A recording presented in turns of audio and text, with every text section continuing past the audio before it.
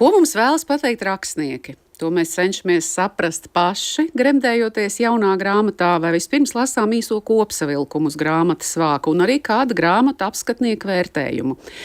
Ievainojuma radītā svina garša, kas kara laikā tiešā un arī pārnestā nozīmē neļauj runāt, autobiogrāfisks romāns par Vili Lāci, kas atklāja pretrunīgas personības veidošanos. Bet, ja kāds vēlējās satikt rakstnieku Gutenmorgenu un vēl nezināja, ka tas ir Māris Bērziņš, tad šobrīd šaubu nav. Tas ir viņš, valodas meistars, ironisks, sentimentāls un arī tiešs. Par ceļu līdz rakstniecībai, kurā bijusi arī ekonomika un teoloģija, par daļradē aprakstītajiem birokrātijas džungļiem un par sevi pašu jaunākajā romānā Klēpja Dievs. Studijā Māris Bērziņš, raidījuma producente Ilza Aginta, jūs uzrunāja Ilza Dobele. Labdien! Labdien! Ir iznākusi jauna grāmata, Māra, un šoreiz tā ir Māra Gutenmorgena Bērziņa romāns. Kāpēc tieši ar šo romānu jūs izvēlējāties atklāt savu ciešo saistību ar Gutenmorgenu? Varbūt, lai to romānu neuztvertu pārāk nopietni. Es nezinu, varbūt arī tāda mazliet puiciska vēlēšanās padauzīties. Bet tur ir arī kaut kas nopietnāks arī. Tiešām tas tēls ar mani ir tā saudzes, un tas ir alter ego. Tur nav ko liekties. Vairs jau ne. jā, un tad un arī daudziem es telefonos esmu ierakstīts kā Gutenmorgens kolēģiem, un pat man ir tāds santehniķis, kas nāk man gāzes katlu apkopt, un tad arī viņam, viņš zvana kādam, es tagad esmu pie Gutenmorgena. Ļoti jauki, par Gutenmorgenu mēs vēl parunāsim, bet par jauno darbu Klēpja Dievs, apakšvirsraksts Taisnais ceļš uz apskaidrību. Atzīšos, ka neesmu paguvusi, tiešām ļoti žēl šo romānu izlasīt, bet par ko ir šis romāns? Par kaķīšiem. Tā es vienmēr, pirms tam, kad es rakstīju, tad man jautāja, par ko tu raksti, es saku, par kaķīšiem. Uzreiz nākamais jautājums, bērniem? Nē, jā, tas romāns ir par aptuveni 2 gadiem kāda rakstnieka dzīvē, kuram ir pieklīdusi kaķene ar 3 maziem kaķēniem, un tad viņš ar savu sievu nodarbojas ar to kaķu glābšanu. Es nezinu, vai šis ir īstais vārds glābšana, bet, jā. Jo atstāt viņus tādus, vienkārši brīvā dabā, turpat pie mājām, tā kā nelikās labi, tad ar to nācās nodarboties. Par to ir tā viena grāmatas līnija. Tāpēc arī Klēpja Dievs, jo skaidrs, kurš ir Klēpja Dievs, vai ne? Un tad otra līnija ir par tādiem kā meklējumiem, sevis meklējumiem, garīgiem meklējumiem. Ja tos var nosaukt par garīgiem meklējumiem, jo viņi jau ir tur, man liekas, tik jokainā veidā aprakstīti, ka tur vairāk ir jāsmaida nekā nav jālasa ar svētsvinīgu ģīmi. Jā. Bet varbūt tieši tas mums palīdz nonākt līdz šiem atklājumiem. Es domāju, ka Dievs visu laiku smējās. Jā. Viņš pa mums smējās. Un vispār ir tāds...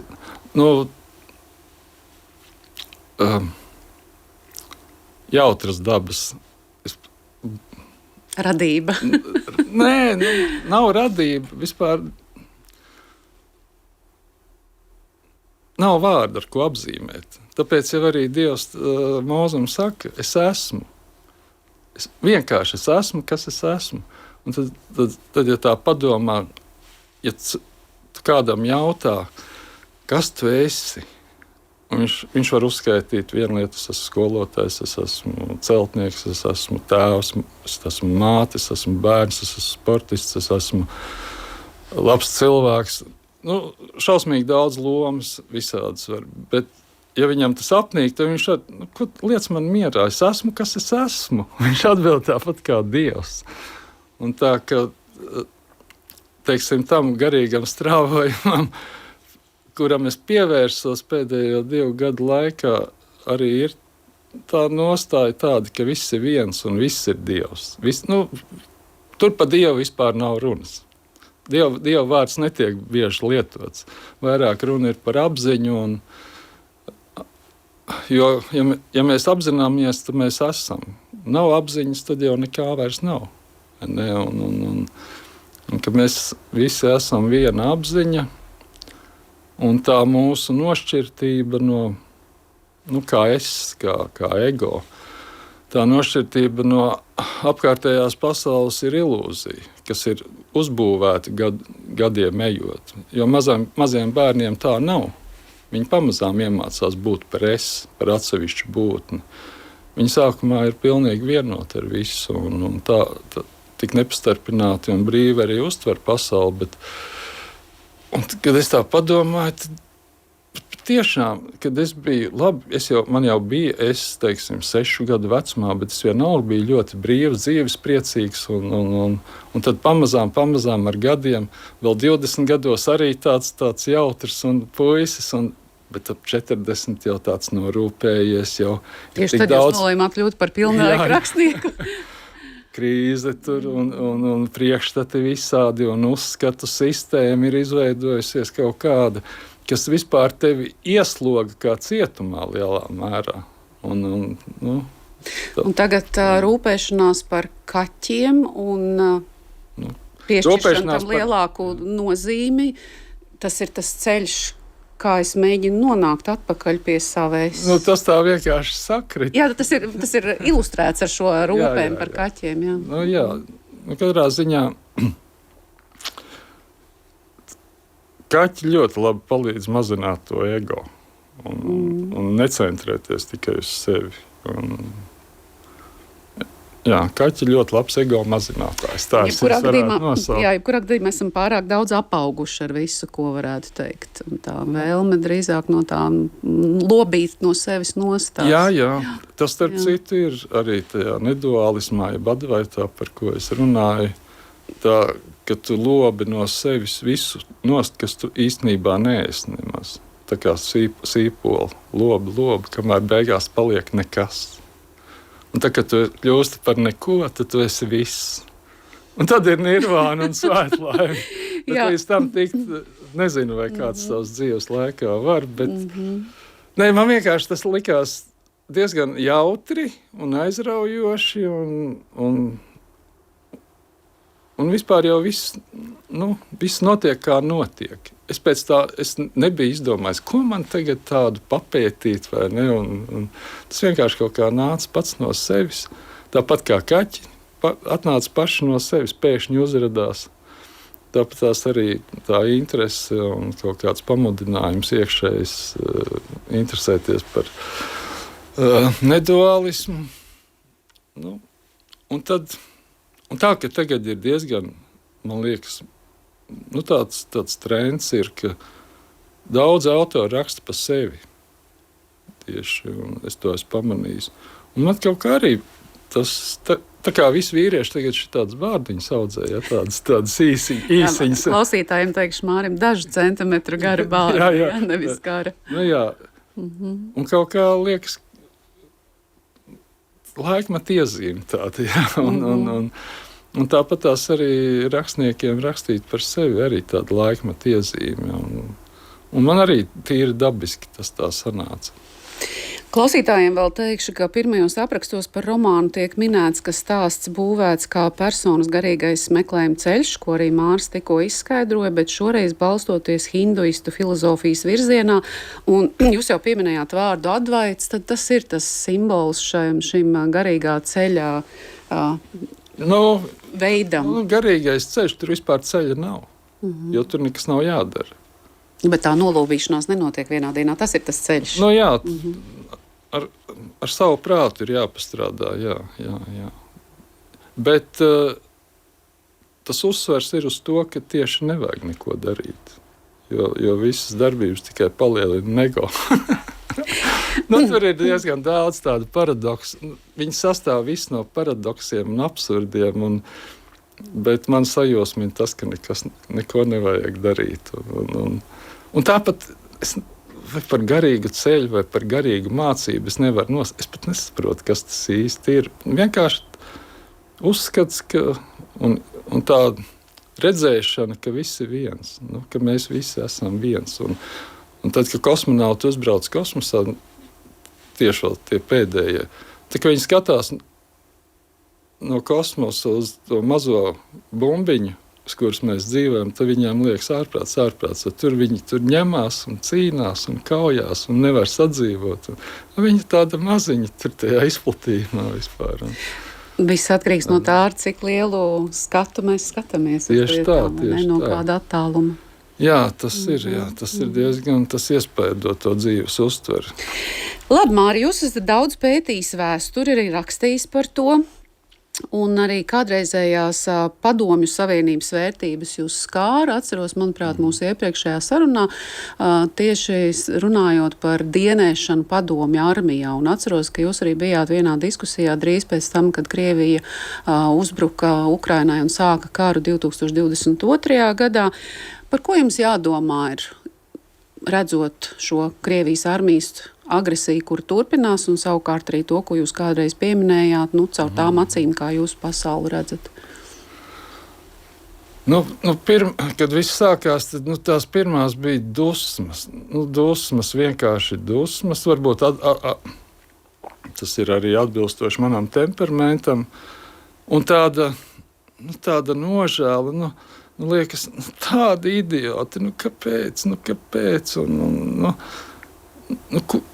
Un ir skaidrs pilnīgi ar to soli, ka Krievija ies uz grunti, ka viņi jau paši sev nodara pāri.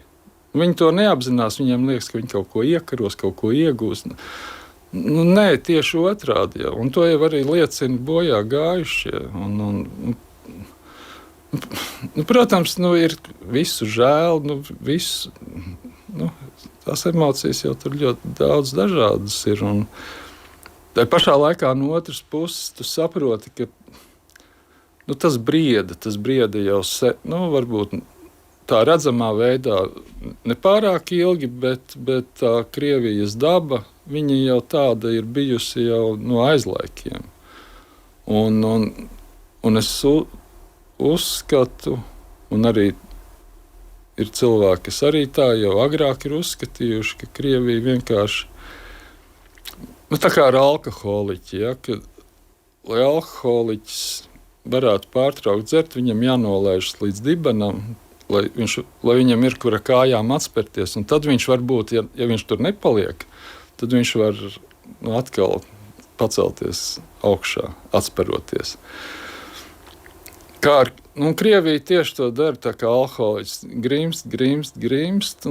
Labi, viņi izrāda spēku, viņi nogalina, it kā viņiem pat pārspēks kaut kāds ir un tā, bet tā valsts iet lejā.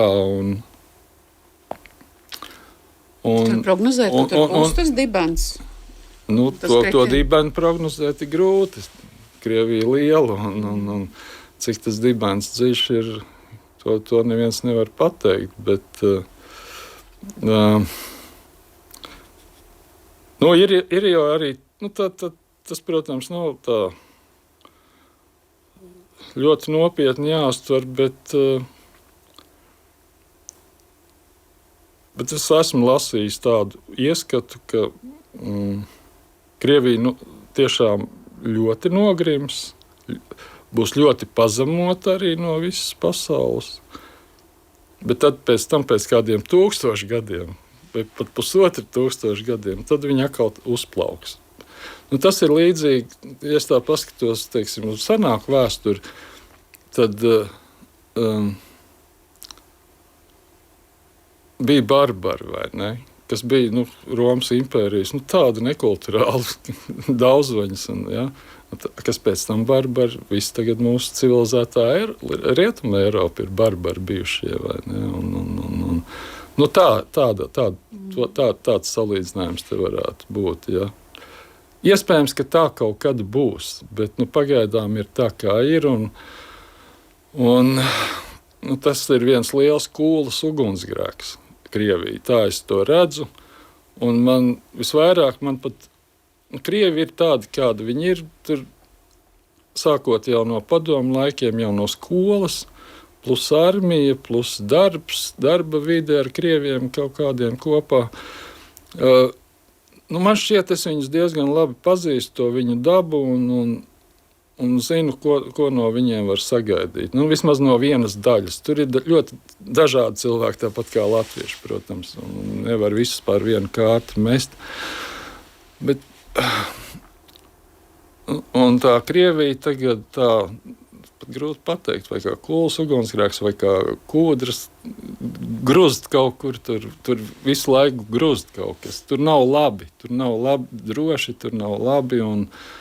Bet tikmēr man vairāk ir pat tāda neapmierinātība ar rietumiem, gausījiem. Par to, ka viņi nedzēš, viņi ļauj tam. Un tad, kad viņiem tur pie kājām jau būs tā uguns, varbūt jau mums jau būs pārgājis pāri, tad viņi varbūt sāks rosīties kaut ko. Tagad jau it kā varbūt kāds viens otrs jau tā vairāk aizdomājas par to, bet, skaidrs, ka dienvidu valstis, kas ir tālu no Krievijas, grūti no viņām arī prasīt. Vai tas tāpatās, kā ja Dienvidamerikā tagad būtu karš vai kaut kur tālu Āzijā, mēs jau arī daudz neuztrauktos, vai nebūsim godīgi. Tur nav ko liekuļot. Šajā gadījumā vienkārši ienaidnieks arī daudz pazīstamāks mums un pieredze mums ar šo ienaidnieku ir daudz zināmāka. Vienīgā, tas pats nepatīkamākais ir tā masa. Citādi man no viņiem bail nav. Man jau vispār vecums jau ir tāds, ka var nebaidīties. Bet skumji, tā skumji. Un galvenais, ka es pat nezinu, pret latviešiem viņi arī citādi izturēsies, bet man kādreiz šķiet, ka vietējie Krievi var vairāk ciest no Krievijas iebrukuma nekā latvieši.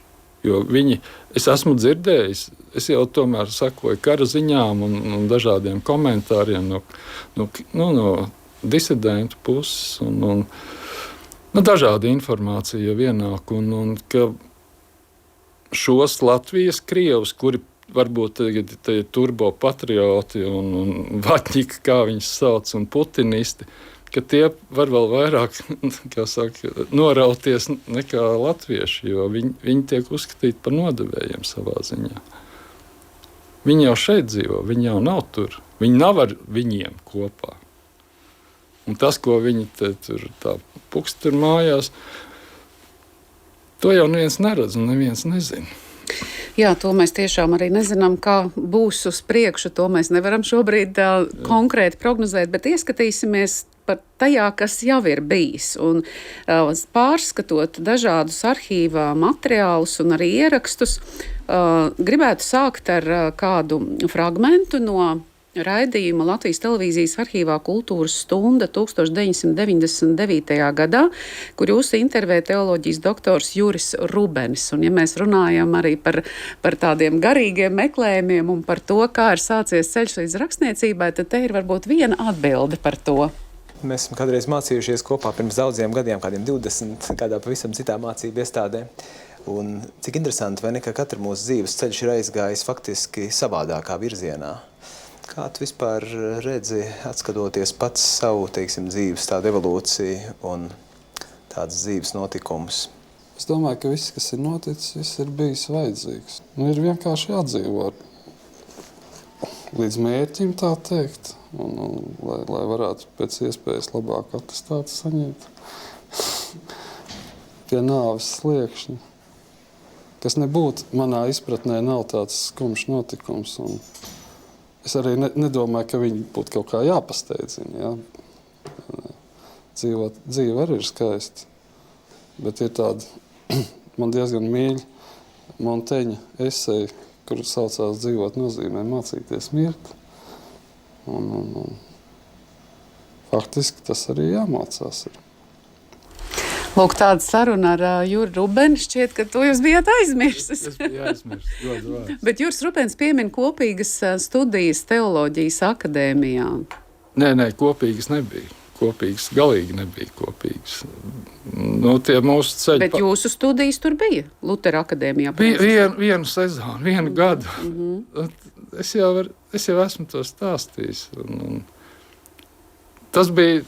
Es tolaik biju Kultūra Kapitāla fonda direktors, tepat uz Pils ielas netālu. Un Lutera akadēmija arī atvērās tepat netālu Doma laukumā. Nu, tā 3 soļu attālumā. Un tā kā man... Jā, izrādās, es arī toreiz jau esmu kaut kā līdzīgi domājis, kā tagad. Tāpēc man likās interesanti to atrast. Tikai es redzu, cik es tur sasprīdis esmu un nevaru atrast vārdus, ko pateikt, bet labi.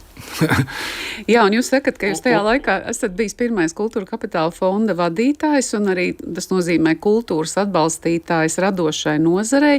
Un te arī Juris Rubens pieminēja šo kopīgo, varētu teikt, ne tieši fiziski kopīgo jūsu mācīšanās laiku, bet arī jūsu interesi. Un te arī atradu 2000. gadā, 29.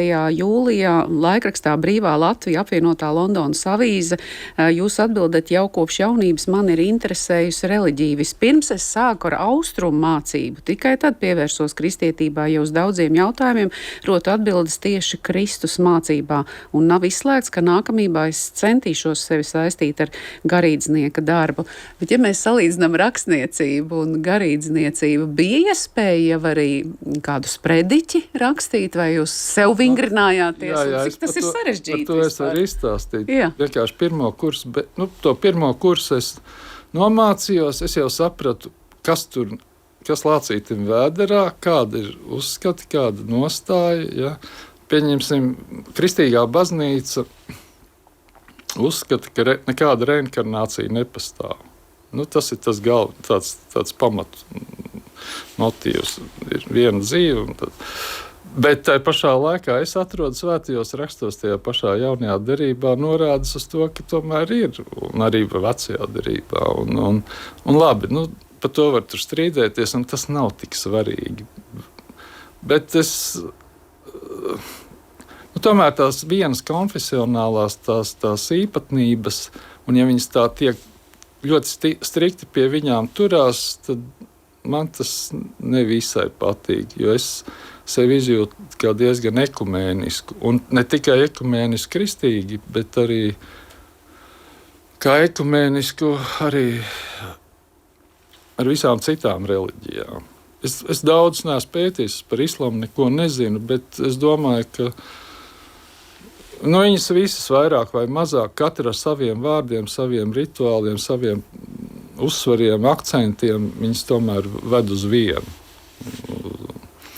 Un tāda, un es, piemēram, studēju tur, un tur man pasaka, es katru dienu, ne katru dienu, bet diezgan bieži eju ēst pie krišnītiem, jo man garšo, kā viņi gatavo. Man nav nekas ar krišnītiem kopīgs, bet man garšo, kā viņi gatavo ēst, un nepārāk dārgi. Un tad pēkšņi kāds no pasniedzējiem vai studentiem, es neatceros, pasaka, ka tas ir liels grāks iet uz turieni tur pie viņiem, un tā var noiet no ceļa. Ja? Tad man zemē atveries. Un tad tā pirmā mācību gada beigās bija tā kā pārbaudas darbs, jāraksta sprediķis. Es uzrakstīju sprediķi. Es pat viņu iekļāvu pirmajā romānā pēc tam. Ērika Trauma sapnis, 2003. Pārtaisīja, varbūt neatceros drusku, bet lielos vilcienos tas pats sprediķis tur ir. Un tad tā komisija, vai kas tur bija, viņi nosprieda, ka tas mans sprediķis ir tas labākais. Es vēl nebiju rakstnieks nekāds, bet un ka man tagad, tā kā es esmu uzvarējis tajā pasākumā, tad man vajadzētu kaut kādā tā iesvētību dievkalpojumā nolasīt to sprediķi jaunā Ģertrūdes baznīcā no Kanceles. Un te es no mācītāja Kārļa Žola aizņēmu uz talāri, un Un tikai es uzvilku talāri, es jau sāku justies nevisai labi. Un tikai es nonācu jau tur altāra priekšā, tad es jutos jau pavisam slikti. Un es jutos nedabiski, es jutos nērti, es jutos tā kā tādā teātra izrādē, kurā es nesaprotu, kāpēc tas viss tur notiek, kam tas vajadzīgs. Un tad es tomēr kaut kā uz tās kanceles uzrāpos un sanervozējies, un man gribas ātrāk nolasīt, lai ātrāk tas beigtos. Un man neviens nav pabrīdinājis, ka jālasa lēnām, jo tur ir atbalsts. Un es tādā ātrā tempā lasu, un tā atbalsts pretī. Tā ka neviens neko nevarēja saprast, ko es tur esmu nolasījis. Tas bija komiski diezgan. Bet tad es sapratu, tajā sprediķī, centrālā vēstis sprediķa bija. Par piedošanu, tas bija par pirmā vēstule Korintiešiem 13. pāns, tas ir par mīlestību. Es no galas nevaru tur, bet tas par to, ka tās beigas ir, un kas mums paliek, ticība, cerība, bet galvenais mīlestība. Mīlestība nevēl ļaunu, mīlestība ir tāda un tāda un tāda. Jā. Un bez mīlestības jūs neesat nekas. Tas populārs sprediķa pāns. Jā, un tad es sapratu, ka nē.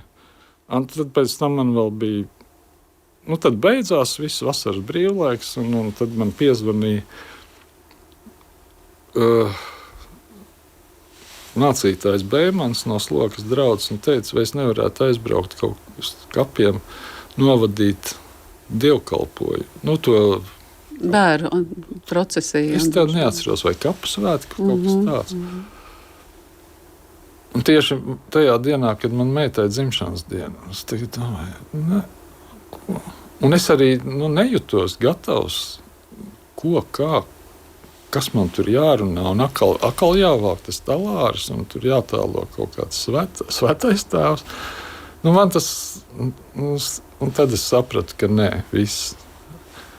Man interesē reliģiski teksti, domāt par šīm lietām un varbūt sarunāties kādu par to, bet tieši tajā rituālajā daļā piedalīties, to es varētu rakstīt, es pat iedomājos, ka es varētu rakstīt citiem sprediķus, bet pats... savā ziņā tas jau notiek, jā. Jā.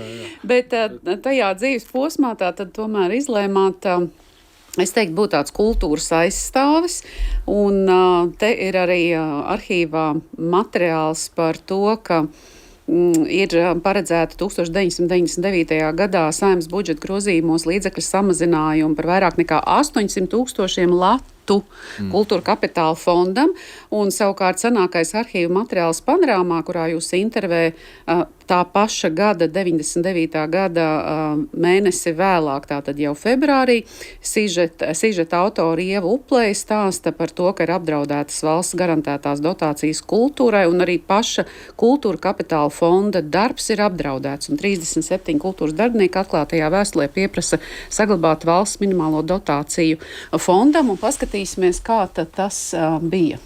Kultūras vērtības ir vairāk vai mazāk tomēr tādas netveramas brīžiem, ja, un viņas visapkārt ir, viņas te virmo, ja, viņas cilvēku bauda ikdienā, bet viņas tā nefiksē kā tādu vēderā ieliekam vai mugurā uzvelkam lietu. Un varbūt tāpēc arī tā attieksme ir tāda pavirša ļoti. Jā, un šis nav tas vienīgais brīdis, kad ir jāiestājas vairāk par kultūru. 2000. gadā, 12. augustā, savukārt jūsu Latvijas vēstnesī jau cerīgāk sakat, ka kultūra kapitāla fonds 2 gados savus uzdevumus ir pildījis sekmīgi.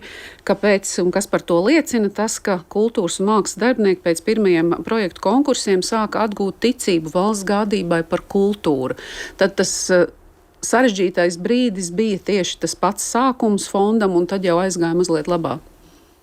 Jā. Atbalsts viss. Jā. Sākumā bija tāda neticība, jā, es atceros arī pat pašā vēl ar kaut kā sīki ar toreizējo finanšu ministru Zīli strīdējāmies, un pēc tam ar godu man dabūja strīdēties, jo tam arī savi cietie uzskati, tādi paštaisni diezgan. Bet pēc tam, es nezinu, varbūt es pēc tam sāku domāt par to. Man ir tāda... es esmu tāds mierīgs cilvēks, bet man ir arī tāda, man patīk cīnīties tā. Man patīk, tā kā kautiņš, ja. Es neteikšu, ka man gribas kauties, bet ja ir par kaut ko jācīnās, tad es varu pacīnīties. Varbūt tagad vairs ne tik ļoti, bet tajā vecumā noteikti. Un diezgan agresīvi, un man ir ko teikt, un tāds uzbrukošs stils. Ja, bet tas nenozīmē, ka ar to vienmēr var vairāk sasniegt. Ka tu nāc ar tādu joni un to savu taisnību. Ja. Tur varbūt vajag arī vairāk diplomātijas, vairāk tā, un man liekas, ka pēc manis 3 gadus nostrādāju un aizgāju, un tad nāca Edgars Vērpi, kurš ir tāds cita temperamenta cilvēks, un varbūt mierīgāks, un tāds, tiešām citādāks. Un mēs ļoti labi draugi. Es uzskatu viņu par savu labu draugu, bet viņš ir savādāks. Un man liekas, ka viņš ar to savu mieru, ar tādu, pat varbūt vairāk pēc tam kaut kā spēja sarunāt ar tiem politiķiem vai vest sarunas tā. Jā, jo tomēr Kultūra Kapitāla fonds savu darbu visus gadus ir turpinājis. Manuprāt, ārkārtīgi daudz notikumu ir bijuši atbalstīti. Protams, vienmēr būs kādi, kuri nav atbalstīti, un arī pēc nākamā sižeta paskatīsimies mazliet datus, arī lūdzu Kultūra Kapitāla fondam tieši par atbalstu literatūras nozarē, un, protams, ka ņemot vērā visu kopējo situāciju valstī, jebkurš atbalsts, jebkurai nozarei gadu laikā ir mainījies, bet tomēr tas atbalsts māksliniekiem, kultūras darbiniekiem, kopumā rakstniekiem, dizaineriem, kino industrijas pārstāvjiem, tiešām tas vienmēr ir jūtams, un to cilvēkiem noteikti arī nāks redzēt. Kaut gan pie mums arī bija Aivars Kļavis, kurš savukārt bija vienā no reizēm apstrīdējis Kultūra Kapitāla fonda lēmumu par to, ka viņš nesaprata izteikumu, ka ideja nesot pārliecinoša. Viņam tas nebija pietiekams arguments, kāpēc. Dažas standarta atbildes. Tāds piemērs mums arī bija. Bet tā kā jūs teicāt, ka jums patīk kautiņš, vai pareizāk teikt, iestāties par un aizstāvēt par savu ideju, tad vēl viens fragments ir no 2012. Gada, tātad jau vēlāk, kad arī noteikti tas ir laiks bijis pēc, jau vairāk gadi pēc krīzes. Es domāju, 2009. Gada krīzes, kur ir sižets par to panorāmā, ka rakstnieki dodas uz Saimu, autori Karīna Rubene, un rakstnieki saka, ja kāds ieteiktu slēgt vienu teātri vai muzeju, izceltos milzu skandāls, bet to, ka Latvija gadā zaudē 10 vai 12 rakstniekus, neviens pat nepamana. Viņi pāriet darbā uz reklāmas aģentūrām un ar rakstniecību nodarbojas kā ar vaļasprieku. Un ja tas tā turpināsies, tad jaunu latviešu valodā rakstošu literātu paudzi mēs vairs nepiedzīvosim. Šeit arī runās tā laika kultūras ministre Žanete Jaunzeme Grende, un pēc tam arī tieši parunāsim par šo jaunradu un arī par to, cik daudz jūsprāt šobrīd jaunie rakstnieki un dzejnieki Latvijā veidojas. Deputāti, kuri laika trūkuma dēļ sen nebija ņēmuši rokās latviešu rakstnieku darbus, sēdes sākumu varēja baudīt gluži kā labu grāmatu, jo izteiksmes līdzekļi, ar kuru palīdzību literāti šodien pauda savas domas, bija viņu talantam atbilstoši. Tiesa sāpīgais temats eiforijā neļāva kavēties pārāk ilgi. No 103 miljonu latu lielā kultūras ministrijas budžeta literatūras nozarei atvēlēti vien 0,4%, bet pēdējais piliens, kas licis rakstniekiem meklēt ceļu uz Saeimas komisiju, bijis fakts, ka no 800 000 latu lielā Latvijas valsts mežu ziedojuma Kultūra Kapitāla fondam nacionālās rakstniecības attīstībai nav paredzēts ne santīma. Tās runas ir, un viss pat tā kā visu atbalsta. Un tā visu dienu norunā, bet nekas jau tālāk nenotiek. Apsēdīsimies kultūras ministrijā mierīgi, to miera pīpi vēl mierīgāku, Liāni, jā? apsēžamies un saprotam, kam vajag 300, ko tas glābs, kam palīdzēs, un es iešu un cīnīšos, cik vien varēšu, lai tos 300 dabūtu. Šobrīd nezinu, kur, man nav ni jausmas, bet iespējams, ka pēc šīs sapulces un vēl kaut kā mēs te kaut ko iekustinam un nezinu, kaut kādu brīnumu vēl notiek. Es arī brīnumiem ticu. Kultūra Kapitāla fonda vadītājs saka, ja būs politiskā griba, ledus sakustēsies, taču ja pēc šīs diskusijas katrs atkal ielīdīs savā alā, notiks kā noticis pēdējos 10 gadus. Suņi būs parējuši, bet karavāna ies tālāk. Vai šo atceraties? Kaut ko atceros, jā. Kaut kas bija tāds, viens tāds mirklis. Bet tā ir, tas man arī vienmēr kaut kā sāpinājis, ka no visām kultūras nozarēm literatūra ir vismazākais atbalsts. Es nezinu, ar ko kultūras ministrija to īsti pamato, vai ar to, ka tā ir ļoti saistīta ar uzņēmēju darbību, jo ir izdevniecības privātas vai ne, kuras izdod grāmatas, pārdod, tirgo, un tad varbūt kaut kā iedomājas, ka to visu latviešu literatūru var uzlikt uz izdevniecību pleciem. Bet tā nav. Bet kurā sadaļā mazāk atbalsta? Tieši tajā veidošanas, tapšanas, jaunrades daļā? Es domāju, ka jā. Protams, tu vari aiziet uz Kultūra Kapitāla fondu, kādu stipendiju dabūt, bet man tagad arī mana romāna rakstīšanai iedeva stipendiju. Un, manuprāt, izdošanai arī bija. Izdošanai arī, bet tas jau ir izdevniecība. Un tur bija tas honorārs. Tā stipendija man bija 4,6 laikam tūkstoši eiro. Un nosacījumi, ka man 9 mēneši, tāds nosacījums dīvains, 9 mēnešu laikā jāuzraksta tas romāns. Man tā kā gadu prasās, bet labi, es zinu, ka tur var jau vienmēr pagarināt. Bet ja es gadu rakstu, un tad cik tad tur sanāk mēnesi? Var izdalīt maz, vai ne? Tur kaut kādi, labi, 400 sanāk mēnesī, rupi rēķinot, un diezgan paknapi. Tā pašā laikā, rakstnieks arī strādā. Viņš strādā ar goda vārds, viņš svīst.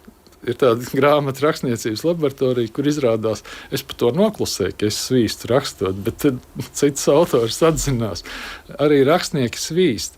Tā pašā laikā rakstniekiem nav nekādu sociālo garantiju, kaut kādas veselības apdrošināšanas. Kur? Mēs neesam organizācijas, mēs neesam kaut kāds teātris vai orķestris, kuriem ir regulārs darbs, un tad viņi regulāri algu saņem, un sociālie nodokļi pie viņiem tiek maksāti. Tādā ziņā, un man liekas, komponistiem varētu būt līdzīgi. Es tā iedomājos, es nezinu. Droši vien situācija atšķirās, jo nozara ir tomēr cita, bet tieši tiem, kas izpildītājiem jau nē, arī aktieriem ir tā kā cita lieta, vai viņi saņem pietiekami, bet viņiem ir tāda stabilitāte. Tikmēr rakstniekam, arī tagad es esmu uzrakstījis, es saņēmu vēl honorāru arī caur dienas grāmatu pāris tūkstošus, kas arī nav ļoti daudz, bet un tālāk es esmu tagad izrakstījies. Man nav iekšā rakstīt. Es nevaru uzreiz ķerties un rakstīt nākamo romānu, vai atkal būt. Un atkal kaut ko tik labu, lai to pārdot, un lai tas aizietu, un lai mani atbalstītu. Un tā var arī nonākt līdz pavisam jau nevērtīgus darbus sākt rakstīt. Es arī lūdzu Kultūra Kapitāla fondam paskatīties, un pati skatījos apkopotajā informācijā, kur literatūras nozarē, cik pēdējo 5 gadu laikā darbi ir atbalstīti, un tur arī paralēli ir jaunrades darbi. Es teiktu, apmēram 250, no 230 līdz 250 atbalstīti projekti gadā. Tā šķiet, protams, es nerunāju šeit par summām, un šeit summas ir jāskatās, protams, salīdzinoši ar citām nozarēm, lai mēs varētu teikt, vai literatūrai ir vairāk vai mazāk, bet arī summā arī pa gadiem ļoti milzīgi lielas atšķirības neredz, bet vai jūsuprāt, tas ir pietiekami, ja redz 240 šķiet, tas ir daudz, tātad jaunradēji bija 10, 9 projekti, tas ir daudz, nav daudz, tas ir maz Latvijai?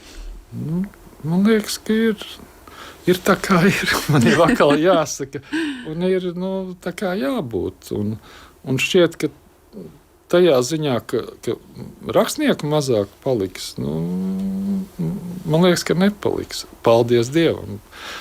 Ka jaunie tagad ir arī, kas, teiksim, tad, kad es sāku, tad bija tikai literāra akadēmija, bet tagad ir arī Liepājā tas maģistratūras rakstniecības kurs, un ir ļoti daudz arī paši rakstnieki ir uzņēmušies vadīt rakstniecības kursus savus, kur tu vari iet un mācīties pie kāda jau atzīta rakstnieka, mācīties rakstīt, un interese ir. Tikai tā viena lieta ir, ka tas nekad tev nebūs pamatdarbs. Atšķirībā no kāda mūziķa vai aktiera. Tad tev vienmēr būs, ja tu gribēsi dzīvot un ēst un gulēt kaut kur zem jumta, tad tev vajadzēs arī piestrādāt kaut kādā citā vietā. Tā varbūt, protams, kaut kā ar rakstīto vārdu saistīta lieta, vai par redaktoru, vai par, jebkur, es zinu, ka ir kas rūpnīcās strādā vienkārši pilnīgi citās profesijās, un tas arī, man liekas, pat labi, varbūt savā ziņā uzkrājas cita pieredze, un nav visu laiku tajos burtos iekšā, bet tas, es varētu pastrādāt kaut ko citu, kamēr es rakstu, es neko nevarētu pastrādāt. Tagad, kad es esmu grāmatu uzrakstījis, es jau arī 10. reizi šos līdzību, ko Mārs Zālīts savulaik, man liekas, izteica, ka tad, kad tu esi uzrakstījis grāmatas, tev tesmenis ir izslaukts. Un tad ir jāgaida, kamēr viņš atkal pierieties. Ir jāgaida, to nevar dabūt uzreiz atpakaļ. Un tad tajā laikā, kamēr tas tesmenis pieriet, es varētu kaut ko pastrādāt, kaut vai fizisku darbu, nezinu, vienkārši kaut ko tādu. Bet kaut kā man nesanāk, man vēl ir, varbūt es esmu vairāk par sevi parūpējies tīri finansiāli agrāk, un es bez tā varu iztikt, bet es vienkārši, mēs neesam tik liela labklājības valsts kā citur, kur tad rakstniekiem arī tos brīvos periodus nodrošina ar kaut kādu samaksu, lai viņš vienkārši var dzīvot un domāt un krāt kaut kādas ieceres nākamajam darbam. Jūs esat tāda pieminējis, ka jums arī bijuši dažādi citi darbi un amati arī gan kā ekonomistam, gan arī savā ziņā, protams, šīs zināšanas arī bija Kultūra Kapitāla fonda vadīšanā. Un pats arī vairākos savos literārijos darbos esat ļoti ironiski aprakstījis birokrātiju, un tā ir atkal atsevišķa sadaļa, manuprāt, vesels bloks mūsu sarunā. Par to arī spilgti runājāt grāmatā Aizliegtais pianīns, un šeit arī fragments no Kultūras ziņām 2019. gadā, 4. decembrī, autora Jolanta Muižniece, un ir tātad Kultūras ziņās stāsts par to, ka Mārim Bērziņam ir jauna grāmata Aizliegtais pianīns. Lai gan rakstnieka Māra Bērziņa jaunā romāna Aizliegtais pianīns galvenā darbības vieta ir bērnudārs, grāmata ir vēstījums par mūsdienu sabiedrību, kurā valda birokrātijas sērga. Bērnudārs mikropasaule kalpo kā modelis, kam šī birokrātijas vara jāiztur ikdienu. Vismaz kaut kādus 10 gadus es jau domāju, ka vajadzētu par birokrātiju kaut kādā veidā uzrakstīt, un vienmēr es atliku to, jo to visu dabūt gatavu romānu, izveidot tādu kompozīciju, tāpēc man bija arī jāpieslēdz. Otrs gals, pilnīgi pretējais, cits bērnudārs, politiskais bērnudārs, vai ne? Un vienkārši jāizveido sižets, lai lasītājiem būtu interesanti lasīt. Intriga tiek uzkurināta jau no pirmajām lapusēm. Bērna mamma, kur ir arī deputāte, vēlas bērnu dārzam uzdāvināt tam tik ļoti nepieciešamās klavieres, taču izrādās tas nav iespējams. Ir viena cilvēku grupa, kurai gribas visu dzīvi ielikt juridiskos rāmjos, kamēr daudziem citiem gribas vienkārši dzīvot brīvi un radoši.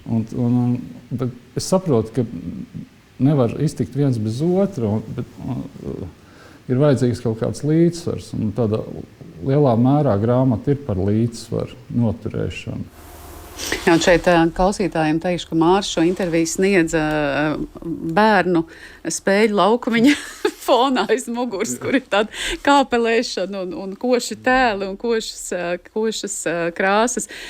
Es arī lasīju, ka strādājot pie šī darba, jūs esat arī sazinājies un sadarbojies, protams, ar vairāk dārziņu darbiniekiem, bet arī ar policiju un dakteriem. Kāpēc? Ar dakteriem, tāpēc, ka tur bija kaut kādas dažas traumas ar policiju. Ar policiju, man liekas, es kaut kā izšļūts tur bez policijas. Kaut kā uzrakstīju tā, ka daudz maz, ka nevajadzētu nevienam pēc tam piesieties un teikt, ka ko tu tur muļķības esi rakstījis. Bet ar dakteriem es tīri tur bija tas varojums, viņam bija amnēzija, un tad vienkārši lai precīzi, vai no tāda kritiena var kaut ko tādu dabūt. Principā veicāt izmeklēšanu. Jā, tas līdzīgi kā svina garšā, tur es arī ar mediķiem konsultējos, lai tās traumas, kas tur parādās, lai viņas ir, un tās sekas, kas ir no šīm traumām, lai viņas ir, konsekventas un atbilstošas. Bet no kurienes šī vēlme tā ironiskā kārtā rakstīt tieši par birokrātiju? Tāpēc, ka neviens par to nerunā. Tas tiešām nav viegls uzdevums. Kā par to tik garlaicīgo, tik tādu, nezinu, tā ir tāda pagraba migla par to rakstīt. Bet tāpēc, ka man viņa vienkārši ir kaitinājusi visu laiku, arī tad, kad es pats biju priekšnieks.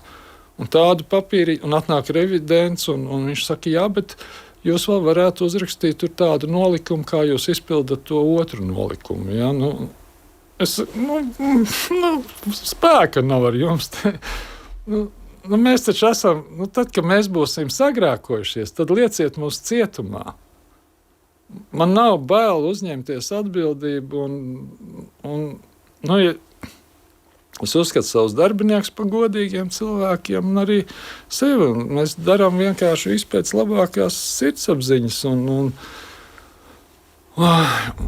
Ja mēs esam pārkāpuši kaut kādu priekšrakstu, bet tas nenes finansiālus zaudējumus vai nenodara ļaunu kādai personai, tad, man liekas, to noteikumu, to instrukciju un ievērošanu, man liekas, liela neiedzība.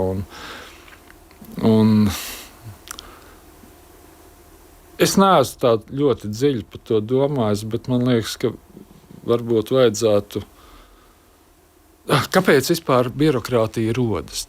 Tās ir bailes, tās ir cilvēku bailes. Ka kas nenotiek. Un paredzēt jau paredzēt, jā. Un ja notiks tas ir tas cilvēka prāta lielākais mīnus, ar ko kaķīši neslimo. Kaķīši neparedz, ka rīt runcis tur ies garām. Teiksim, mana kaķene, ja, viņai nav labas attiecības, tur ar vienu runci kaimiņu. Bet viņa nedomā, rīt tas runcis, tad es varētu tur kaut kā nolikt kaut kādu aizsargu barjeru, lai viņš tur netiek, vai ne?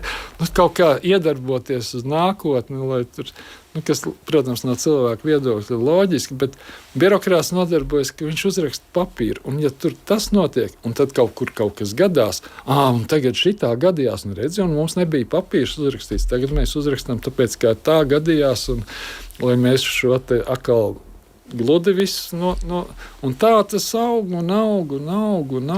Bet mēs pirms sarunas runājam par tām divām pusēm, ka katrai jautājumam ir viena puse, un tad mēs gribam pateikt otru pusi, lai nebūtu tikai, ka mēs esam pateikuši vienu virzienu. Jā. Un es atkal iedomājos, ka kādreiz, ka iespējams arī atsevišķu cilvēku, atsevišķu rīcību dēļ bieži vien, kas ir bijušas negatīvas un kas negatīvi ir veidojušās un ir bijuši ļoti sliktā prakse vai slikti piemēri, tiek radīta šī milzīgā birokrātija, kas it kā jau priekšlaikus ļauj mums izslēgt gadījumus, kas ir bijuši mūsu pagātnē.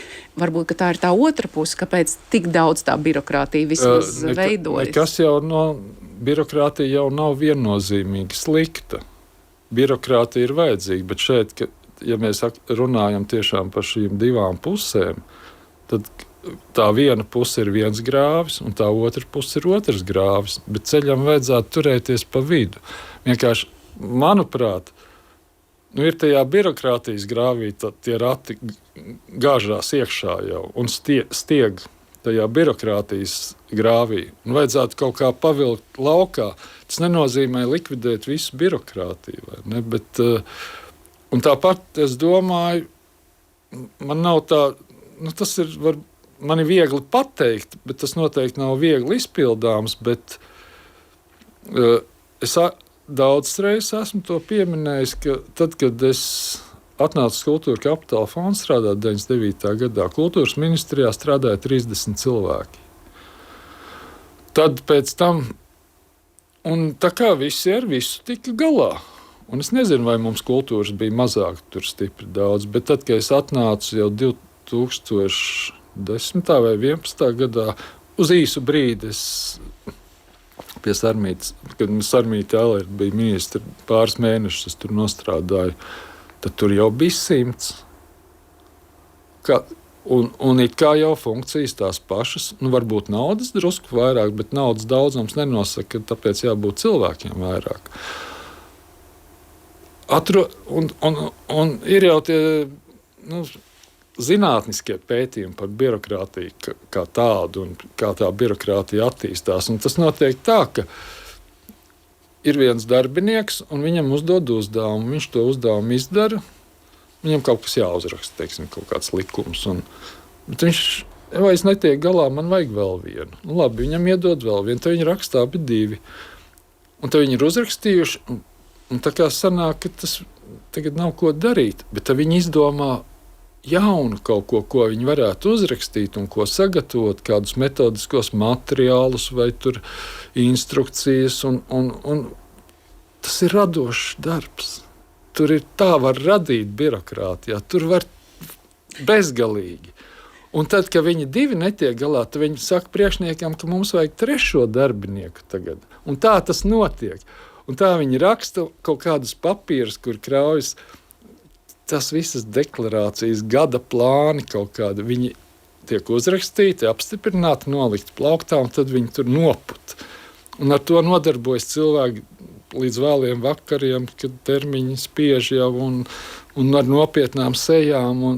Un tas viss, es neteikšu, ka varbūt viss ir bez jēgas, bet lielā mērā daudz kas vienkārši pazūd. Jā, manā ikdienas darbā ziņu veidošanā mēs arī bieži, manuprāt, ļoti bieži stāstam gan par birokrātijas sliktāko dabu, gan arī par to, ka... Birokrātijas sliktākā daba ir tā, ka birokrātija izkaltē cilvēka dvēseli. Un es pat, no šodienas skatu punkta es uzskatu, ka labāk ir biežāk kļūdīties, varbūt arī sodīt kādu, ja vajag, bet tā ir dzīva cilvēku dzīve, nevis tikai tāda papīra pārbīdīšana. Lielāku atbildību piešķirt un varbūt sodu sistēmu par to, ko tu neesi izdarījis. Bet ļaut brīvāk elpot. Ļaut brīvāk elpot. Māri, jūsu grāmatas nonāk ne tikai pie lasītājiem, bet tās arī ir ekranizētas vai stāsti arī ir, protams, uz teātra skatuvēm ir bijusi gan Aizliegtais pianīns, par kuru mēs runājām, gan arī Svina garša, Gūten Morgens un Vienciems. Tāpēc sāksim ar materiālu no arhīva par Svina garšu Nacionālajā teātrī 2016. gads, 4. februārs, autors Andrejs Valmārs. Pienāk kāda sieviete klāt un pēkšņi saka tā: jūs tikai neļaujiet tam teātrim to grāmatu sabojāt. Es saku, bet grāmatu jau nevar sabojāt. Grāmata ir tur plauktā un bibliotekās. Māra Bērziņa romāns Svina garša saņēmis Dzintaras soduma balvu, Baltijas asamblejas balvu literatūrā. Autors dzimis un audzis, protams, Torņakalnā. Viņš saka, ka rakstot, jūtoties kā aktieris. Jā, no vienkārši puiša viedokļa jāizstāsta stāsts par to, kā viņš dzīvo, ar ko viņš sastopās tajā laikā. Jā, tas viens fragments drīzāk par to grāmatu. Brīnišķīga, fantastiska grāmata, ļoti emocionāla arī man un vēsturiski, manuprāt, ļoti sajūtama caur visiem notikumiem, kurus jūs aprakstāt, bet kā tas ir, ka ierauga savu darbu cita interpretācijā? Tas, manuprāt, vienmēr rakstniekiem, kuru darbus ekranizē vai liek parādīt teātrī, tas jau ir mazliet cits līmenis. Nu, interesanti ir. Galvenais, ka naudu par to maksā.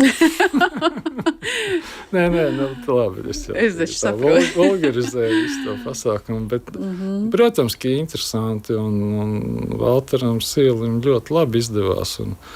Mums ļoti viegla sadarbība bija. Mēs vienreiz satikāmies, vienojāmies, ka es tur nepiedalos, ko es arī nevēlējos. Jo es nezinu, kas tur jādara, būt uz skatuves, kā to darbu uzlikt.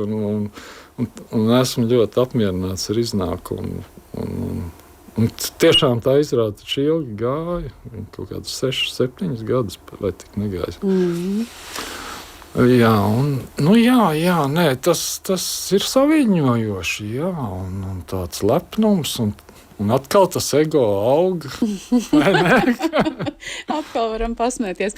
Bet atgādināsim paši sev arī un arī klausītājiem un skatītājiem, ka tie bija 13 vēsturiskie romāni sērijā Mēs Latvija 20. gadsimts, kur arī ilgi bija pārdotāko grāmatu saraksta augšgalā.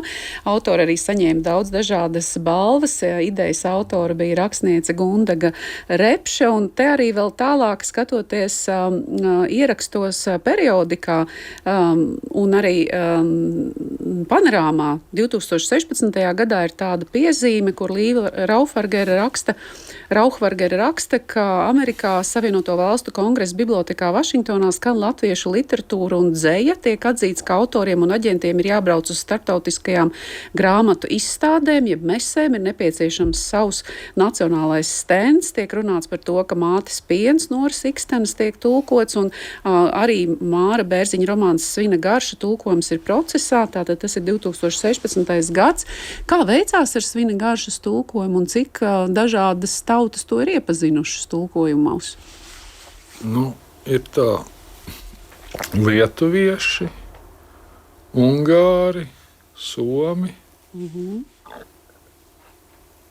krievi.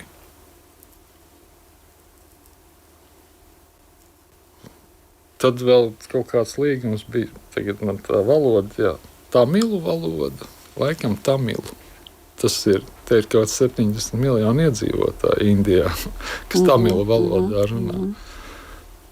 Kāpēc mums kaut kas par Ēģipti arī bija runa, bet vispār es tam īsti nesakoju, jo es kaut kā vairs netveru to. Es sevi izjūtu kā vietējo rakstnieku. Kā vietējais. Bet vai cilvēki ir rakstījuši vai jautājuši vai nākušas kādas atsauces vai neskaidrības par šo laiku? Jā, jo šis periods, kas ir tātad Svina garša, ir brīdis, kad Latvija tiek okupēta, 40. gads līdz brīdim, kad tiek izsūtīti cilvēki, kas arī ir ietverts, tad ir 41. gads. Jā. Tas ir tāds, manuprāt, pasaulē, protams, ļoti nezināms posms, tie, kur nav sekojuši līdzi. Nav bijuši nekādi. Nē. Es domāju, no Lietuvas, tāpat lietuviešiem tāpat viss skaidrs, somiem arī, ungāriem arī puslīdz. Ja kaut kas eksotiskāks varētu tiem rasties jautājumi, varbūt, bet jā, es kaut kā es pat nemāku to pateikt. Man tā kā ir viena tā nevar teikt. Vai tulko vai netulko. Jūs jau teicāt, jūs esat. Nē, ja teiksim, mums ir Latvian Literature tā komanda, kas ar to nodarbojas, latviešu darbu popularizēšanu ārzemēs un gods un slavu visam, ko viņi dara. Un lai viņi to dara un turpina darīt un pēc saviem ieskatiem, un kas jāpopularizē, kas nav. Bet man pašām, kamēr es jau esmu tāds materiālists no vienas puses. Kurā vietā? Tā nav jau nav jau nekāda ienākuma no tiem tulkojumiem. Ir tikai gods un slava. Mana darba iztulkoja tur tādā un tādās valstīs ir izdots. Ok, bet man no tā, tā. Es nezinu, kāpēc man ir tāda nostāja vai attieksme, bet tā ir dabiska. Es neko netēloju. Jā, nezinu, kā tas varbūt iet, vai kā to var salīdzināt ar šo kampaņu savukārt. Ja pēkšņi, teiksim, kā Svina Garšu, kāds ārzemju kino režisors vai teātris ieinteresētos, tad gan man acis iespīdētos, man būtu pavisam citi interesi jau varbūt. Bet kamēr ir tā, kā ir. Jā, redz, mēs te pieminējām, ka 2016. gadā bija teikts, ka noteikti ir jābrauc uz starptautiskām grāmatu izstādēm un jāveido arī mūsu pašu nacionālais stends. Un tiešām šāds stends top 2018. gadā, atgādināšu arī mūsu klausītājiem, Londonas grāmatu tirgumu, kurā Baltijas valstu rakstnieki un grāmatu izdevēji bija goda viesu statusā un tika izveidota kampaņa I'm Introvert. Es esmu introverts, un tajā rakstnieki un latviešu rakstnieki tiek prezentēti kā introvertu rakstnieku nācija, un šo ideju arī trāpīgā komiksu sērijā veidoja mākslinieks Reinis Petersons, un tikai viena epizode. Introvertais rakstnieks saņem uzaicinājumu skolēniem pastāstīt par sevi darbu rakstīto. Viņš piekrīt, bet, kad tuvojas noteiktā diena, meklē dažādus iemeslus, lai neietu. Nākamais attēls sirdī strauji pukstot, viņš ver skolas durvis, un skolēnu priekšā saka, vispār es jau neesmu rakstnieks. Tas bija attēlots kādās 4 vai dažās vairāk attēlos. Bet kā jūs to izjutāt? Jūs sev pieskaitījāt kampaņai? Es sev pieskaitu pie tiem pašiem introvertiem latviešu rakstniekiem. Jā, es pilnībā saprotu to. Šī sērija ļoti labi. Man ļoti patīk tas tā pieeja visa, jā. Un citiem tas varbūt šita par šerpu vai otrādi, pa maigu, ja tas bija tieši tā kā trampīts. Man likās viss ļoti gaumīgi un tā kā ar mēru un labi, ļoti labi, profesionāli, kvalitatīvi, smuki, interesanti. Asprātīgi. Asprātīgi galvenais, jā. Kā citiem es pat īsti nezinu. Tā neesam runājuši par to. Tad jau viss neko sliktu neesmu dzirdējis. Jā.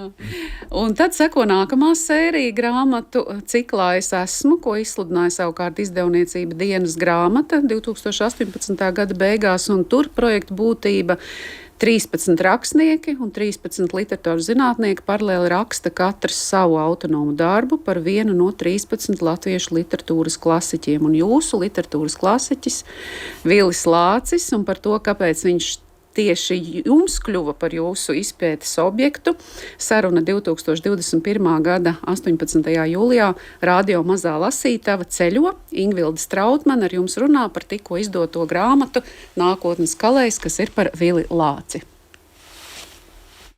Un man vienmēr ir noslēpums, kā šādos projektos tās lozes izkrīt.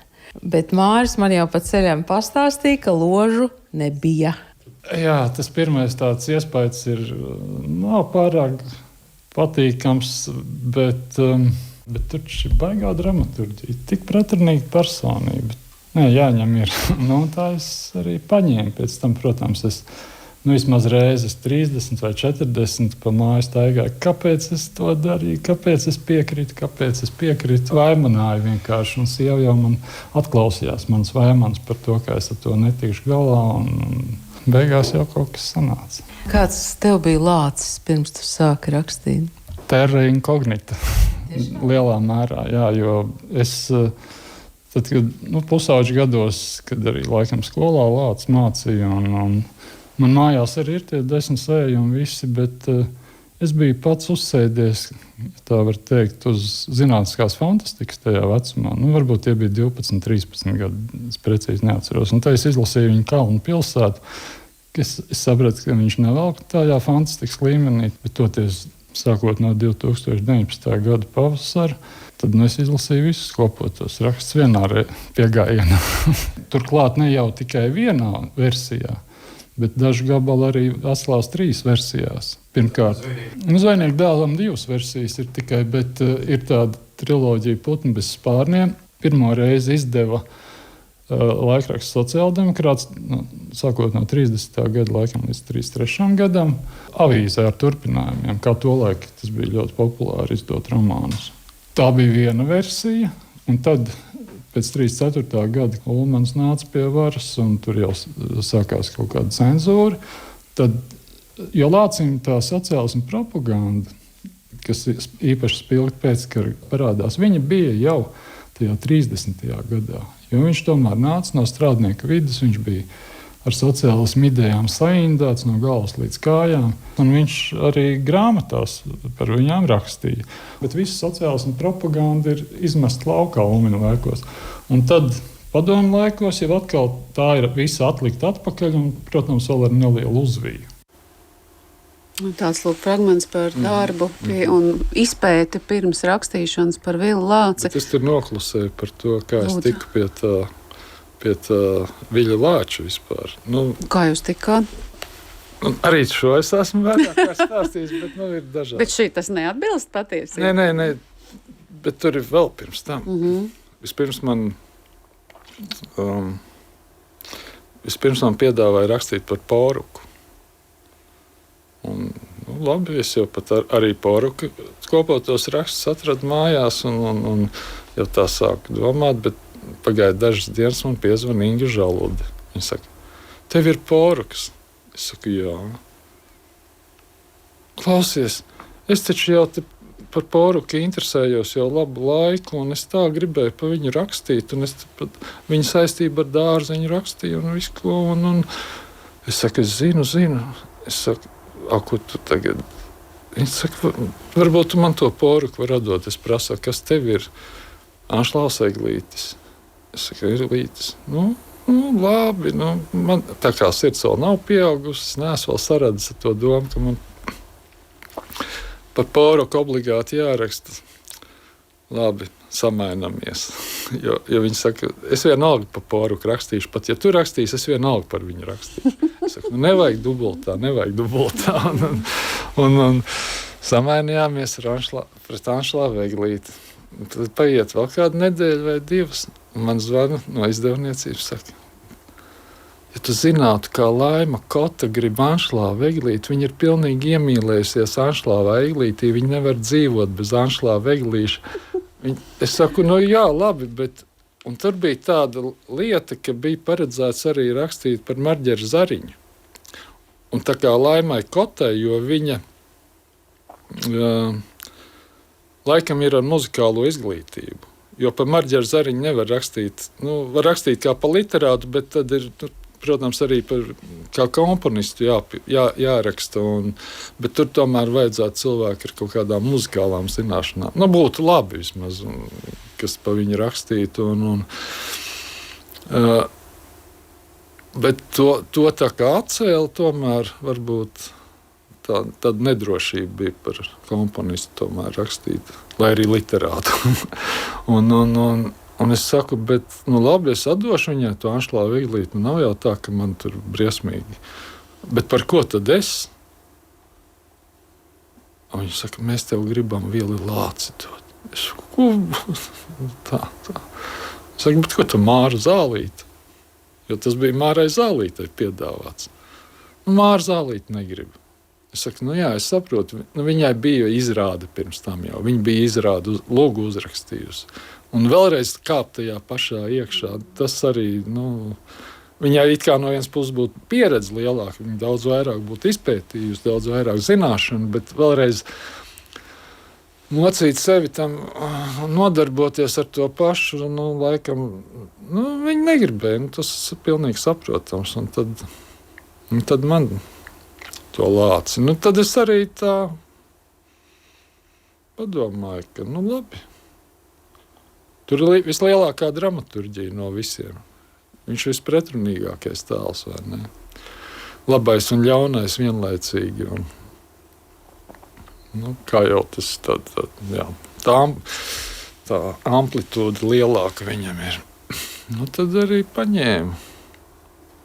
Man šis darbs likās ārkārtīgi vērtīgs izziņai, vēsturiski, portretējot, protams, ļoti daudz ko uzzinot, un arī, protams, kā romāns, bet es atceros, man liekas, ka es pat jums vēl sūtīju izziņu par to, ka man emocionāli bija ļoti nepatīkami par viņu kā par cilvēku. Sekot līdz, kādā veidā viņš nonāca līdz saviem lēmumiem, kādā veidā viņš veidojās. Kā tas ir, šeit tēls ir tik nozīmīgs Latvijas vēsturē, ar tik lielu postu, kas ir nodarīts. Kā to rakstnieks šo sadaļu pārvar? Tādu emocionālo, tādu nepatiku varbūt. Es tā domāju, ka droši vien nepatika. Tāpēc es saku, ka rakstnieka darbs nav tur ar kaut kādu reliģiju saistīts. Pavisam nemaz, jo cilvēki tur vispār nekāda sakara nav. Bet ar aktiera darbu, gan rakstnieka darbs ir ļoti saistīts. Ļoti. Tā es to izjūtu. Labi, aktierim, rakstniekam nav jāspēlē uz skatuves, bet mums ir jāiejūtās tēlā. Un tā kā jāidentificējas ar viņu, un kas nebūtu nav viegli un patīkami vienmēr, un tā iedziļinoties, tā kā pārņemot, es nevaru kā to izstāstīt, ka tev ir tādas sajūtas, un tev ir tādi uzskati, un tādi, un tu tagad tā spried no tie visa, tā uzskatu savu kopumu, un pēkšņi paliek tik drūmi, kā nekad dzīvē nav drūmi bijis. Tieši par Villāci. Jā. Paliek tik drūmi, tā, ka tu kaut kā iejūties viņā. Vispār, tur vajadzētu aktieri kaut kādu meistarību apgūt, kā iedziļināties tēlā. Tas ļoti interesants salīdzinājums, ka jūs to tieši salīdzināt. Es tieši tad domāju, kā aktieris, kad iedziļinās, lai viņš tā pilnasinīgi varētu to tēlu, īpaši, ja tā ir reāla persona, kā viņš viņā iejūtas, ko viņš dara, ko viņš domā, kāda tehnika tur ir, tīri tehniski kaut kāda varbūt paņēmieni. Tos es nezinu. Un šeit vēsture, literatūras mantojums, dažādi dati, paša jūsu ieguldījums. Tas arī noteikti ir līdzīgi kā izmeklētāja darbs, beigās to visu saliekot kopā. Jā, kaut kā tā, jā. Bet viss jau uzrakstās pats no sevis. Tur jau tā bija paredzēts. Tādai grāmatai bija jāuzrakstās, un tādu viņi uzrakstījās caur mani. Jā. Bet es tagad sakarā ar to savu atvēju, es jau vairs. Agrāk man likās tas, ka īpaši kāda dzejniece, tāda jūsmīga, būtne, un saka, tur jau viss nāk no Dieva, tur jau viss neko, vai ne? Un es atceros, ka Vasks pie jums intervijā arī saka, tie tādi augstprātīgi cilvēki, kas saka, ka es jau neko, tur viss nāk. Bet es tieši es nezinu no Dieva, no kā nāk, bet kad es vienkārši tā vēsi panalizēju, no kurienes nāk domas. Es nevaru pateikt, no kurienes nāk domas. Varbūt kāds var pateikt. No smadzenēm it kā, bet tā, ka izdomāt domu, es nevaru apgalvot, ka es spēju izdomāt domu. Es it kā domāju par kaut kādu ieceri, kādai tai domai varētu izskatīties, bet kāda viņa konkrēti tur sanāks, viņa kaut kāda ienāk galvā. Un tās visas domas un tie visi rakstīšanas procesi, viņš tā kā nāk, tā kā jau no manis, bet tomēr tā kā arī no ārpuses. Un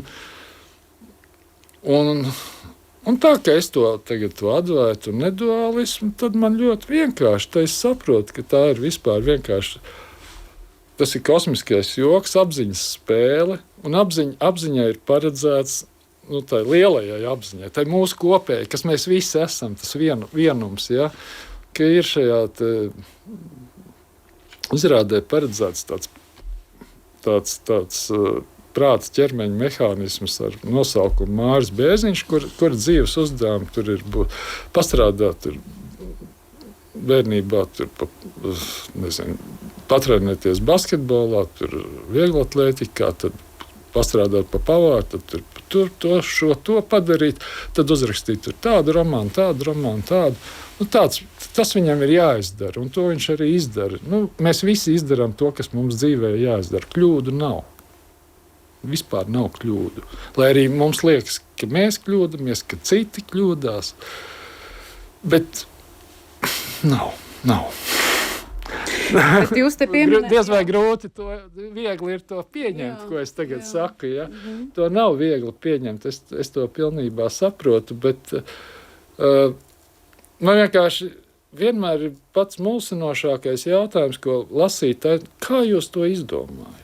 Kā jūs to izdomājat? Īpaši par Gultenu Morganu, kā jums kaut kas tāds ienāk prātā? Es saku, es nezinu, man tas ienāk vienkārši prātā. Vienkārši ienāk, es neprotu izstāstīt. Es neesmu speciāli gatavojies, apmeklējis kursus kaut kādus vai tur kaut kā piestrādājis, lai es varētu tieši tā uzrakstīt. Tas viss es tāds esmu izveidojies, kuram nāk tādas domas, un man liekas, tās domas tad arī nāk tieši tādam ķermeņa prāta mehānismam, kurš ir atbilstoši tam sagatavots, kura dzīves mērķis ir tāds. Un tāpēc tur nevajadzētu, var jau tur teikt. Nevajadzētu uzdot šādus jautājumus. Nē, arī, jā, par to, kā jūs uzrakstījāt. Lūdzu, atceramies visi Mārim Bērziņam turpmāk šādu jautājumu neuzdot. Nē, var. Es varu parunāt par šo visu. Es vienkārši par to, ka var teikt to tā jūsmīgi, man viss nāk no Dieva, bet var teikt arī tā, ka es nezinu, no kaut kurienes tas atnāk. Un tā, ka man nav tādas pārliecinošās autorības, es uzrakstīju, es tas biju, es izdomāju. Man nav tās sajūtas. Tas caur mani nācis, man tas ienāca prātā, bet nav tā kaut kāda sevis svarīguma sajūtas. Tā es teiktu. Bet vēl runājot par, noslēdzot vēl par nākotnes Kalē, par Vilu Lāci, šajā intervijā Ingvildai Strautmanai jūs teicāt, ka ir bijusi, cik dažādi bijuši šī Viļa Lāča rakstu pārnese, propaganda iekļauta, tad izņemta, atkal mainījušies laiki, viņš pielāgojas savus darbus. Vai jūs spējat iedomāties kādu situāciju, ka jums kādu ārēju apstākļu dēļ būtu kādi savi darbi jāpārraksta, jāpiemēro kaut kam? Nē, es nevaru iedomāties. Kāpēc lai es to varētu iedomāties?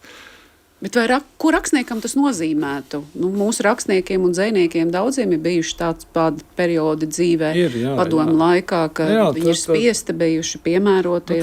Tagad jānodarbojas tādiem prāta konstruktiem praktiski.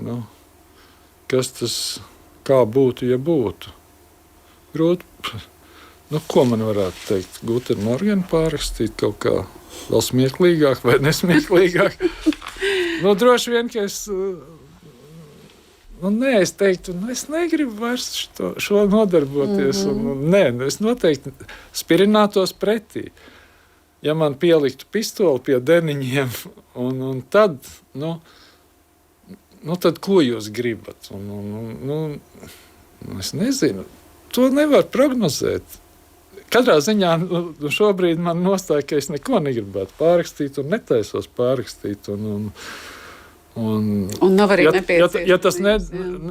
Ja ar to netiek radīti draudi, pat ne man, bet manai ģimenei, maniem tuvākiem cilvēkiem, tad es nedaru neko. Ja tas rada draudus maniem kaķīšiem, un mammai, sievai, meitai, tad Nu, tad es varbūt arī uz kaut padošos kaut kam, bet tā. Nē. Jā, un mūsu sadaļā ir arī pētījums par dzimtu. Tā pašā laikā es atvainojos. Jā. Tā pašā laikā es bieži vien palieku pie tā, ka tur varētu arī citādāk uzrakstīt. Ka varētu citādāk. Bet to neviens neliek. Tā ir jūsu paša brīva izvēle. Tā ir atšķirība milzīga. Jā. Un esam papētījuši arī jūsu dzimtu, pareizāk sakot, Kristiāns Jakubovskis, un interesanti, kuru pusi viņš būs vērtējis. Nu, paskatīsimies, ko viņš ir atradis un paklausīsimies. Sveiki, Ilze! Labdien, Māri, un sveicināti cienījamie Latvijas Radio 1 klausītāji! Šodien jums pastāstīšu, ko man izdevās atrast rakstnieka Māra Bērziņa dzimtes vēstures izpētē. Šajā pētījumā pievērsos Kraužu dzimtai. Māra Bērziņa vectēva Andreja Edvarda Krauzes kristību ieraksts atrodams Kalsnavas luterāņu draudzes 1892. Gada kristīto reģistrā. Minēts, ka dzimis 19. oktobrī pēc vecā stila, vecāki saimnieks Andrejs Krauze, Made dzimusi Šīrons, bijuši 7 krustvecāki. Savukārt Andreja tēvs kristību ierakstā fiksēts kā Andrievs un dzimis Jaunkalsnavas muižas Vajas Ramulānu saimnieka Pētera Krauzes un sievas Edis ģimenē. Salīdzinot ar dēlu, tēvam bija mazāk krustvecāku, vien 4. Viņu skaitā tēva brālis Jānis Krauze. 1858. Gada Jaunkalsnavas muižas iedzīvotāju uzskaitē ir atrodama Māra vecvectēvu ģimene. Tobrīd mājās dzīvojušas 2 brāļu, Jāņa un Pētera Kraužu ģimenes. Kopā fiksēti 11 bērni un bijusi 1 kalpone. Pirms tam ģimene ierakstīta 1850. Gada tautas skaitīšanā, un tur minēts, ka 1842. gadā ienākuši no Lodzienas muižas. Arī Māra vectēva Jāņa Krauzes, dzimis 1795. gadā, ģimene bijusi liela, bijuši 6 bērni, 3 dēli un 3 meitas. Senākais dokuments, kurā šī ģimene ir atrodama, ir 1811. Gada iedzīvotāju uzskaite. Tajā gan minēti tikai vīrieši, taču redzams, ka Māra vectēva Jēkaba, dzimis 1762. gadā un miris 1798. gadā, ģimenē bijuši 4 dēli. Izpētes gaitā arī secināju, ka visi pieņēmuši Kraužu uzvārdu. Šī raidījuma kontekstā centos arī paskatīties, vai ir kāda radniecība ar žurnālistu Arni Krauzi, taču secināju, ka viņa vecbebru Krauzes ir pilnīgi cita dzimta. Tāpat arī atradu, ka vismaz 2 radnieki ir bijuši deportēti uz Sibīriju. 63 gadus vecā Emīlija Krauze un viņas 31 gadu vecais dēls Paulis. Jā, tāds lūk Mārai. Tas, ko Kristiāns atradis, jā, un tad saprot, ka pa šīs dzimtas atzars, jā, tā ir tāda vidzeme, Madona, aizkraukle. Šo es nebiju pētījis. Ļoti labi, tad jums paliek par piemiņu, jā, arī izrakstu kopijas. Vairāk tad... tur to otru pusi tie, kas Rīgā ienāca, jo es vispār esmu 5. paudze rīdznieks, jā, un tas otrs atzars, kas pēc tam ar to manu vecstāvu apprecējās, tas ienāca no Straupes savukārt Rīgā 1850, kaut kur 60. gadu, un tad uzcēla to mājiņu, kurā es vēl tagad dzīvoju. Torņkalnā Slānijā, jā. Tikai pārbūvēta tā māja. Viņa 2 brāļu pagasti. Un tad tā dzimta attīstījās, un tad bija mana vecmāmiņa Ema Briģis, kura tad apprecējās ar manu vecstāvu Andreju Krauzi, un atkal no tēva puses. Tie, starp citu, mani senči aptuveni ir aprakstīts Svina garšā, jo es tam galvenam varonim ietilpos, jo tie atkal bija Bērziņi viņi bija Rumbuls un Dolas zvērnieki. Tāpat pie Rīgas. Un mana vecmāmiņa bija Kalnbērziņa un apprecējās ar Bērziņu. Kļuva Bērziņu. Tā. Jā. Bet vispār, ja manī kaut kas ir Nu, es vienmēr domāju, mūsu ģimenē neviens tur nav bijis tāds. Kultūra māksla ir visi cienījuši, un mamma īpaši, un teātra iešanas, un muzikalitāte gan tur nepiedalījās liela.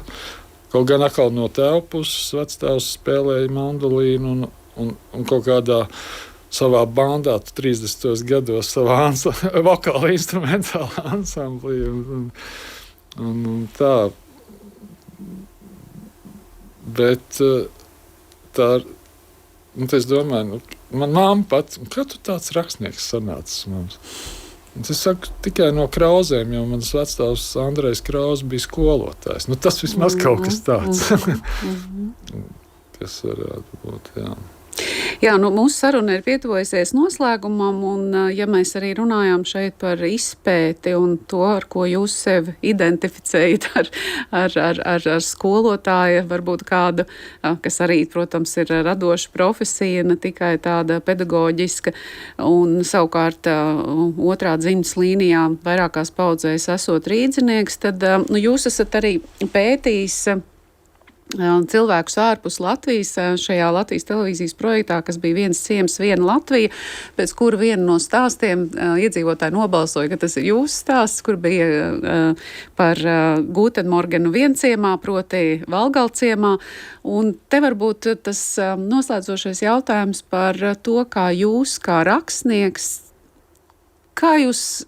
ko jūs redzat visvairāk šobrīd Latvijas cilvēkos vai kādos konkrētos cilvēkos, kas ir tās galvenās vērtības, kas mūs tā satuvina, notur kopā, jo noteikti ir ļoti daudz labas lietas, kuras mēs varbūt ikdienā tā nenovērtējam un dažreiz pačīkstam pa daudz, bet tāda tuvāka iepazīšana, apskatīšana. Ar to čīkstēšanu ir jābeidz, to es nopietni saku.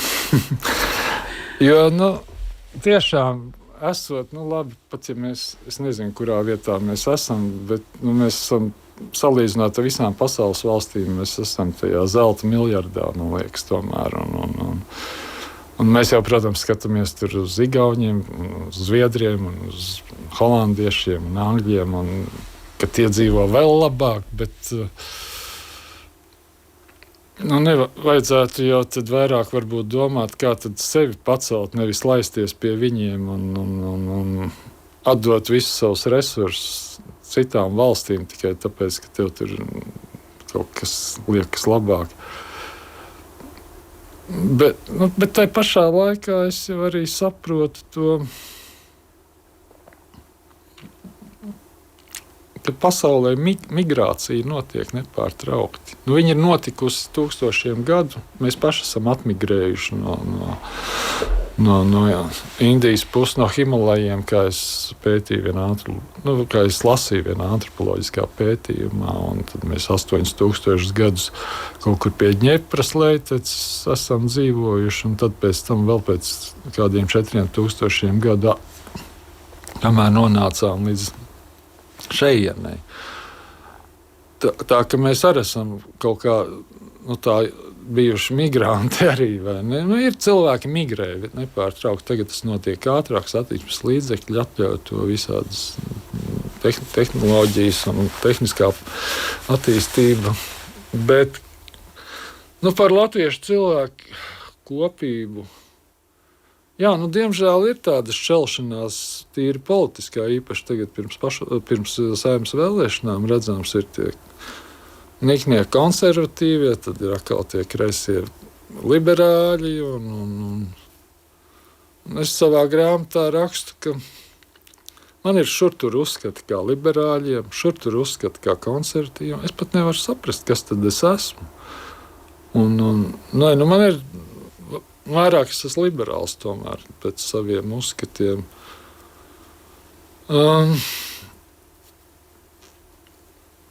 Tas ir karš mūsu, tā nesaticība. Es jau nezinu, vai viņa vispār ir liela. Es to redzu sociālos tīklos tikai. Vai ne? Un tur tad kaut kā liekas, ka kaut kā traki tas ir. Un varbūt nav tik traki, bet tai pašā laikā tieši dzīvē es vairāk satieku gaišus un pozitīvus cilvēkus. man liekas, ka tādā ziņā viss kārtībā. Nu, viss ir kā ir, atkal jau es saku. Protams, negribētos sagaidīt kaut kādus lielus pārbaudījumus, kas varētu būt liela patiesības stunda mums kā latviešiem, jā. Varbūt, ka mums vajadzētu jau saulēcīgi kaut kā domāt, kā pieņemt vienam otru ar pretējiem uzskatiem, kā palīdzēt, kā izprast, mēģināt izprast, vai arī vismaz pieņemt, tad pieļaut, ka ir citi ieskati. Jo, ja kaut kas notiks, tad, un esot tādās negatīvās attiecībās, tad varbūt būtu grūtāk saliedēties. Tas varētu traucēt saliedēties. Varbūt arī, es jau nezinu, to jau drošības dienas tik var pateikt, es tādos līmeņos netveru, bet varbūt tā šķelšana notiek, iespējams viņa notiek arī no ārpuses, kaut kā inspirēta. Ar visādiem izsaukumiem, ar visādām nostājām, un varbūt arī nē, varbūt tas vienkārši ir, ja Krievi ar Ukraiņiem karo tieši un asiņaini, tad mēs te pat ģimenei karš var būt, vai ne? Tad mēs te ir nepārtraukti vajadzīgs kaut kāds, neprotam mierā dzīvot, un arī te atkal ir tas no tām divām pusēm. No vienas puses gribas mierā dzīvot, bet ilgi mierā nevar dzīvot, jo miers ir stagnācija. Tur attīstības vairs nav. Visa dramaturģija ir balstīta uz konfliktiem. Un ja tu gribi dzīvē tādu labu, pilnasinīgu dramaturģiju, pa ko vēlāk var uzrakstīt grāmatu, tad tur jānotiek visādām lietām, un arī traģiskām, un priecīgām, traģiskām, kā jau dzīvē. Jā, es varu... Notiek tā, kā notiek. Es neteikšu, ka varētu notikt kaut kā pareizāk, jo notiks tā, kā notiks. Es atkal palieku pie tā, un es visu laiku vienu un to pašu atkārtoju. Vienkārši vajadzētu visiem pasēdēt klusumā ilgāku laiku un padomāt par sevi. Vispirms par sevi. Bet no tā jau cilvēki baidās. Viņi, diemžēl, iedziļināties sev. Viņi labāk sevi aizņems ar 10 darbiem, noskriesies, lai tikai nebūtu jādomā par sevi. Lai tikai nebūtu jāiedziļinās savā iekšējā pasaulē. Un tur varētu ļoti nepatīkams lietas atrast, bet kamēr tu neizej tam cauri un kaut kā netiec no tā vaļā, es to esmu darījis, tāpēc es to zinu. Bet tas ir tik svētīgi pēc tam. Tas dod tādu mieru, tādu... Tu kļūsti par, ja ne labāku, tad vismaz dzīves priecīgāku un laimīgāku cilvēku. Labi, Māri, paldies. Pie tā arī šoreiz šajā sarunā paliksim domāt vairāk par sevi, mācīties pieņemt arī vairāk citus par citiem, cilvēkus. Protams. Jā, neaizmirst par citiem, tieši tā.